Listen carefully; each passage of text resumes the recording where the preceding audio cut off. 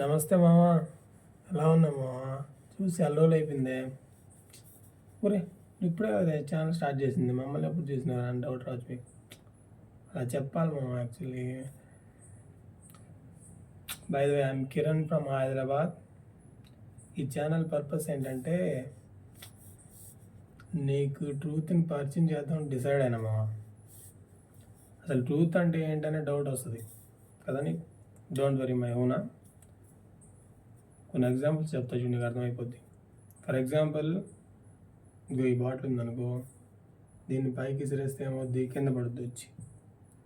అంటే ఏది విసిరేసినా కానీ కింద పడుద్ది. అంటే అలా భూమిని తాకుతుంది అనేది ట్రూత్ అనమాట. కాదు నేను ఫస్ట్ ఫ్లోర్కి ట్రై చేస్తాను దూకుతానంటే నీ ఇష్టమా. ఇంకో ఎగ్జాంపుల్ చెప్తా చూడు. ఎర్త్తో కాంటాక్ట్ ఉండాలి మన కాల్ అనేది, ఇమ్యూనిటీ బూస్ట్ అవ్వాలంటే. ఇప్పుడు మీరు కొంతమంది డబ్బున్న వాళ్ళు చూస్తే వాళ్ళు ఏం చేస్తారు, చెప్పులు వేసుకోకుండా తిరుగుతూ ఉంటారు. వాళ్ళని మనం పిచ్చేయాలనుకుంటాం, కానీ వాళ్ళు చాలా తెలివైన వాళ్ళు యాక్చువల్లీ.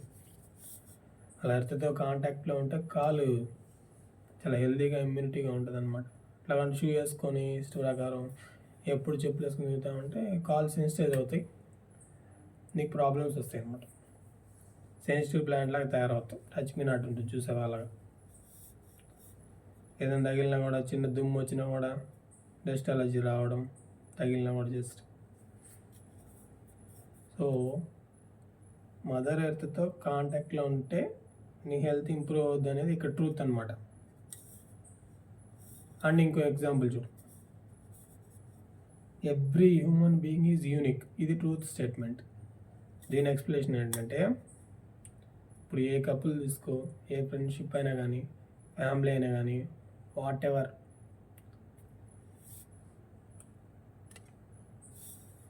ఏది తీసుకున్నా కూడా ఏమవుతుంది? క్లాషెస్ అనేవి వస్తాయి అన్నమాట. ఎందుకు వస్తాయి? ఎందుకంటే ఇద్దరు ఒకేలా ఉంటారు కాబట్టి. సో ఇద్దరు మనుషులు ఒకేలా ఉన్నప్పుడు ఏం చేయాలి? మనం ఎక్స్పెక్ట్ చేయకూడదు. మనం ఎక్స్పెక్ట్ చేయకుండా ఎలా కంటిన్యూ అవ్వాలంటే, there must be understanding, there must be compromise, whatever relation might be. అలా ఉన్నప్పుడే లాంగ్ రిలేషన్షిప్ అనేది కంటిన్యూ అవుద్ది అనమాట. సో ట్రూత్ అనేది very very important, and that is foundation to human life and also foundation to spirituality. So అందుకే truth సీకర్స్ని ఇండియాలో especially spiritual people అంటారు. మన ఇండియాకి ప్రైడే సనాతన్ ధర్మ. సో దానికి ఫౌండేషనే ట్రూత్ అనమాట.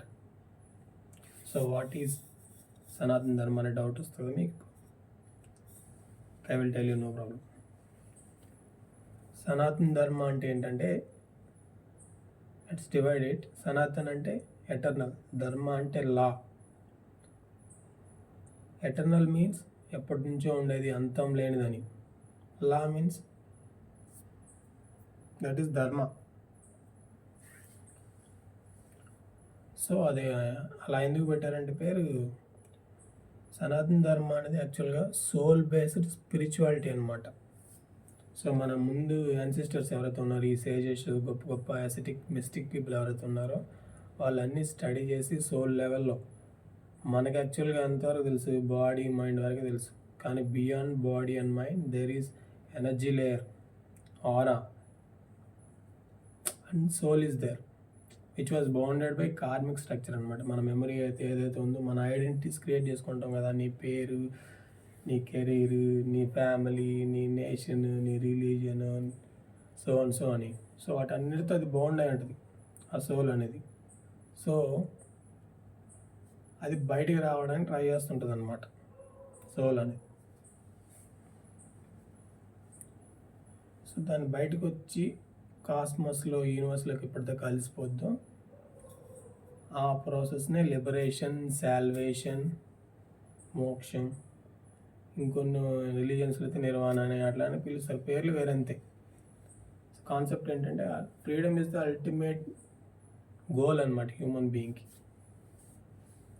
So that is there in Sanatan Dharma. That is purely soul based spiritual path. Actual controversy ఎందుకైందంటే, జనాలు ఏం చేశారు, ఈ ధర్మాన్ని సనాతన ధర్మాన్ని కన్ఫ్యూజ్ అవుతున్నారు. యాక్చువల్లీ ధర్మ అనేది వేరు.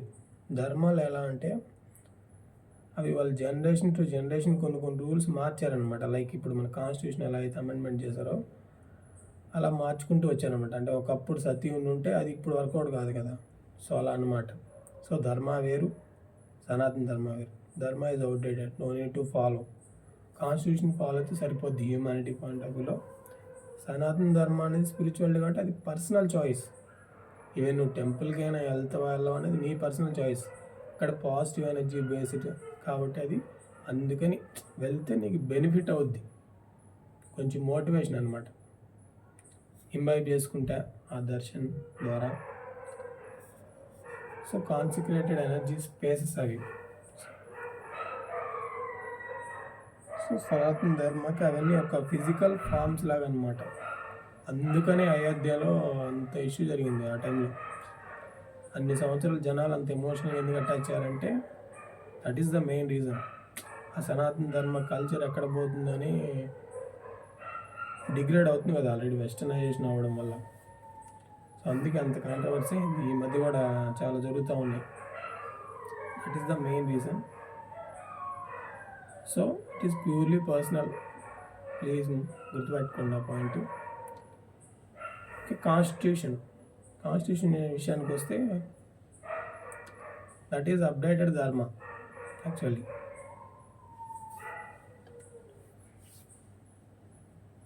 I think you got my point. So truth is the foundation for all this. Truth is foundation for human life. Truth is foundation for spirituality.